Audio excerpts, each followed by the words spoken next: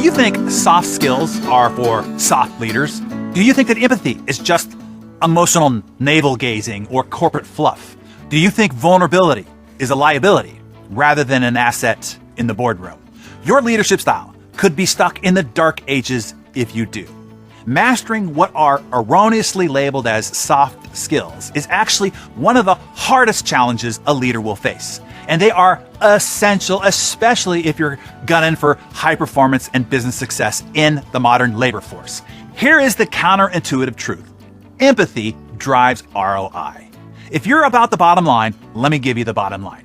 Empathy and emotional intelligence translate into real, quantifiable revenue gains. Google's Project Aristotle found the highest performing teams had one common characteristic: emotional safety, driven largely by empathy, led by emotionally intelligent leaders. Here's a case in point.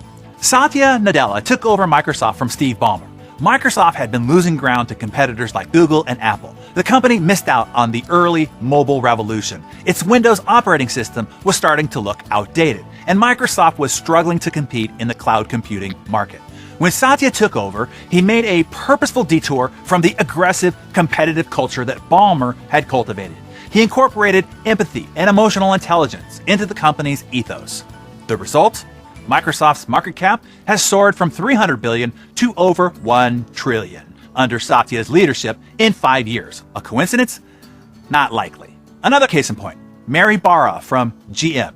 Mary Barra is the CEO of General Motors and deployed empathy during the company's ignition switch crisis, which killed 124 people and 275 were injured in accidents relating to the defect. Instead of evasive maneuvers typical of the liability-scared corporate world, Mary met with victims' families and communicated transparently. As a result, revenue losses were minimized, and the company even saw a 35% jump in sales the next quarter. And one more while we're at it. When Alan Mulally took over as CEO of the Ford Motor Company in 2006, the situation was nothing short of disastrous. The company was on the brink of bankruptcy, burdened by falling sales, a disjointed product lineup, and a rapidly eroding market share. The culture within the organization was toxic. The departments worked in silos. There was a lack of cohesive strategy, and the morale was at rock bottom. Additionally, Ford was burdened with a legacy cost structure that included labor contracts and unsustainable pension obligations in the face of their financial troubles. Ford had posted a staggering loss of $12.6 billion for the year 2006, and the largest in its history at the time.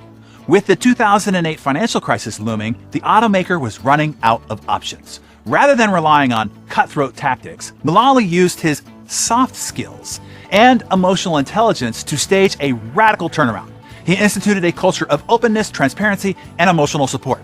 His empathetic approach is widely credited for turning Ford around during one of the darkest periods, leading the company from $12.6 billion in losses in 2006 to $6.6 billion in profit only a few years later. That, my friends, is the power and profitability of leading with empathy and emotional intelligence. Let me give you 5 quick tips to increase your empathy quotient immediately, starting today. Number 1, emotional check-ins. One-on-ones and start team meetings by gauging how everybody is feeling. It's simple but powerful. Number 2, empathetic listening. Listen more than you speak. Come to meetings and exchanges with questions instead of presentations or talking points. Make it a point to understand before trying to be understood. And number 3, perspective taking. Before major decisions, ask, how would I feel if I were on the receiving end of this? It will change what you say and how you say it. And number 4, micro actions. Small gestures matter big time. A sincere thank you note can be more impactful than a bonus. Number 5, encourage feedback. Create a two-way street for open dialogue. Ask for input. Value everybody's voice. Make sure everybody gets a chance to feel heard. And let me give you a quick pro and con list on all of this. Okay, first the pros. 1, higher employee engagement. People give more when they feel seen, heard, and understood. 2, client satisfaction. Empathy isn't just for internal affairs, it impacts client relationships as well. Now, cons. 1, it's time consuming. No doubt, these practices take time, they take effort, and they require consistency in order to have impact. And then 2, you risk over-empathizing. Boundaries are essential. You're a coach, a guide, not a therapist. So, as we wrap up, it's time for a reality check-in. You can either keep viewing soft skills as the extra stuff, or you can start seeing them as strategic essentials for your leadership toolkit. Hopefully, you see now that empathy and emotional intelligence aren't nice to haves, but a leadership imperative for driving innovation and success, particularly in the modern era.